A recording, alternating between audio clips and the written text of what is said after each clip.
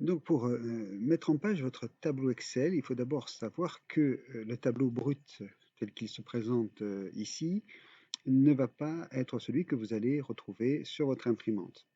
Alors il faut toujours au préalable faire ce qu'on appelle un aperçu avant impression. Alors soit vous avez installé déjà l'outil, soit vous allez dans le menu Fichier,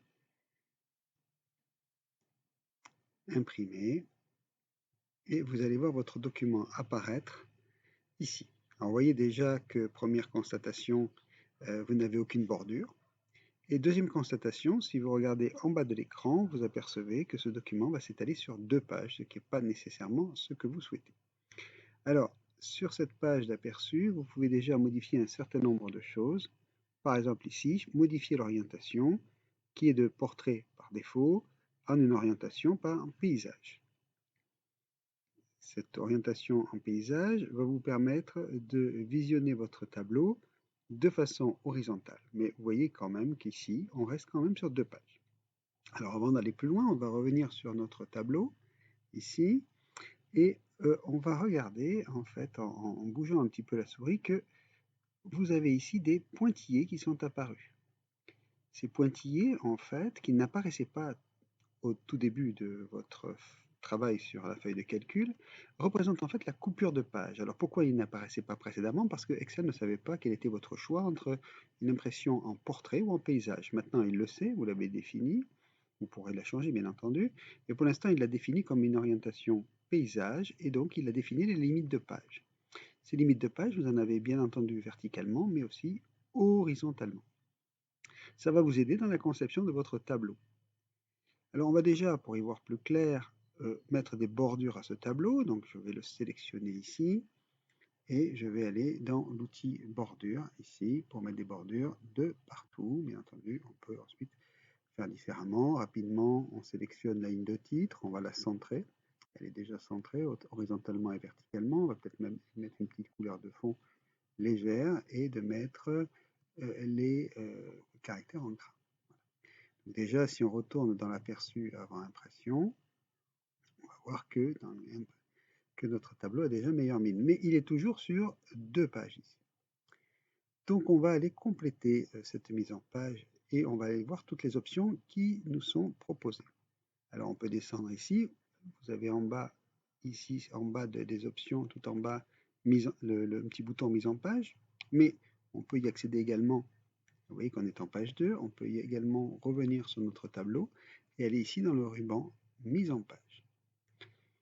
Ici on peut travailler sur les marges, sur l'orientation, on l'a déjà fait, la taille, ça c'est la taille de la feuille, hein, etc. On va aller voir ces outils après, mais je vous conseille d'aller cliquer sur cette petite puce ici pour afficher toutes les options complètes de la mise en page.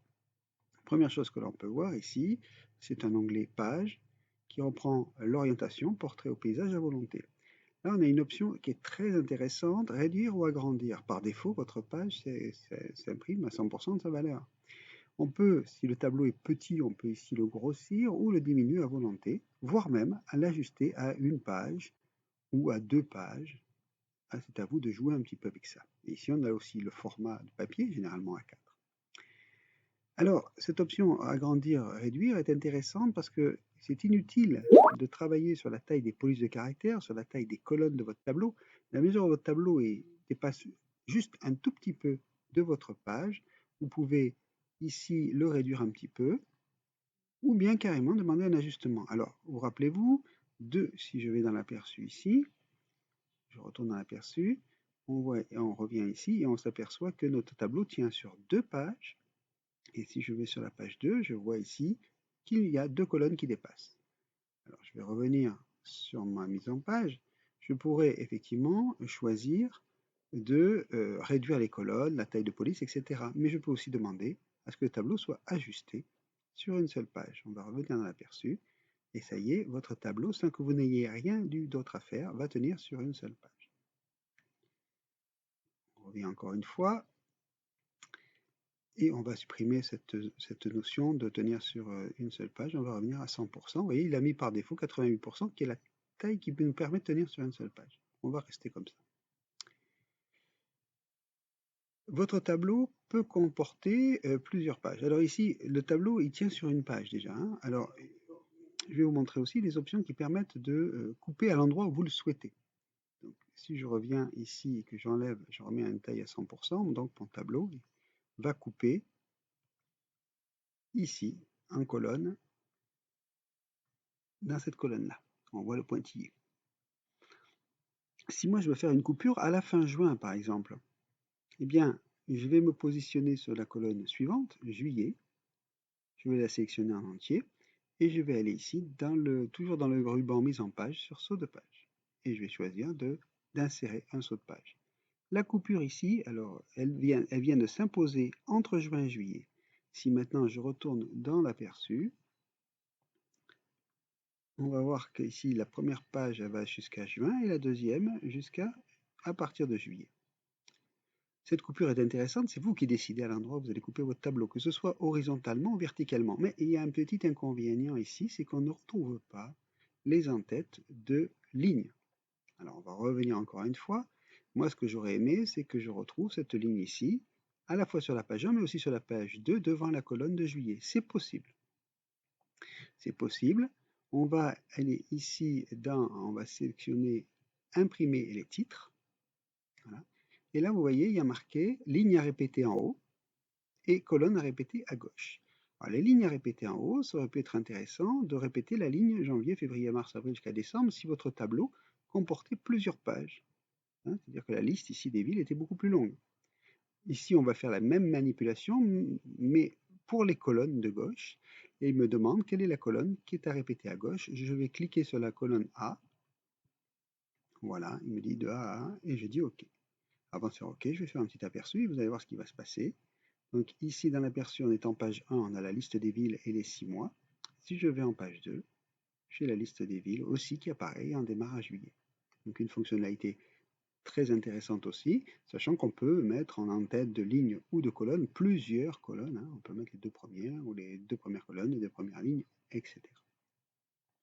Voilà donc quelques options.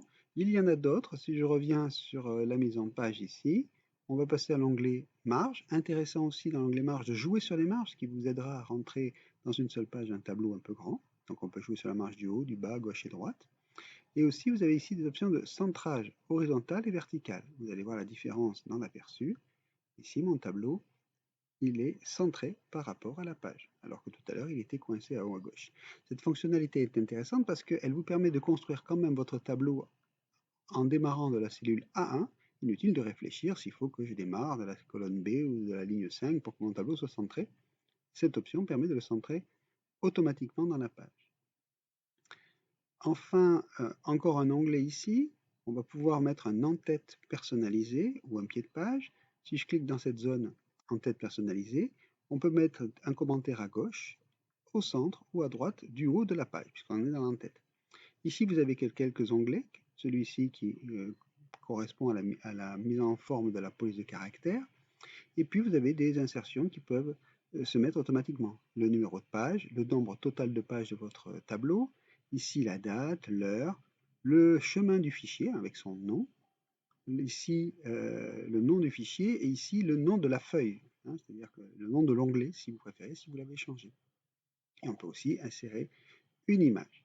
Voilà, donc toutes ces choses-là vont se répéter sur chacune des pages de votre tableau. Et enfin, on a ici un dernier onglet, qui est l'onglet Feuilles, et qui permet ici de définir une zone d'impression. Zone d'impression qu'on retrouve également dans le ruban ici en raccourci. Qu'est-ce que la zone d'impression? La zone d'impression, c'est la zone qui sera imprimée sans qu'on ait rien d'autre à faire au moment de l'impression. Vous pouvez décider par exemple que votre tableau comporte un certain nombre de commentaires dans les colonnes ici à droite que vous ne voulez pas imprimer. Alors évidemment, on peut demander à imprimer que la sélection, mais il faudrait y penser à chaque fois. Si vous définissez une zone d'impression, il n'y aura que cette zone qui s'imprimera une fois pour toutes. Donc, par exemple ici, je peux décider de n'imprimer définitivement que les 3 premiers mois de l'année. Je définis comme étant une zone d'impression. Si je fais un aperçu, sans que j'ai besoin de faire quoi que ce soit, le tableau n'imprimera jamais pour toujours que ces 3 colonnes. Pour toujours, à moins qu'évidemment, je revienne ici dans zone d'impression et que je dise annuler. Donc là, intéressant pour un tableau qui comporte des commentaires qui vous sont propres et que vous ne voulez pas avoir s'imprimés, pour ne pas avoir à penser systématiquement à les masquer ou à n'imprimer que la sélection, vous pouvez définir votre zone d'impression une fois pour toutes. Zone d'impression, définir. Enfin, je vous rappelle que lorsque vous imprimez, dans Fichier imprimer, on peut également ici choisir d'imprimer soit que les feuilles actives, mais aussi d'imprimer le classeur entier ou la sélection. Ça revient à faire une zone d'impression, mais une zone d'impression volontaire à chaque fois que vous imprimez, c'est-à-dire qu'il va imprimer la plage de cellules que vous avez souhaité imprimer. Voilà quelques options d'impression qu'il faut préparer avant de terminer votre travail.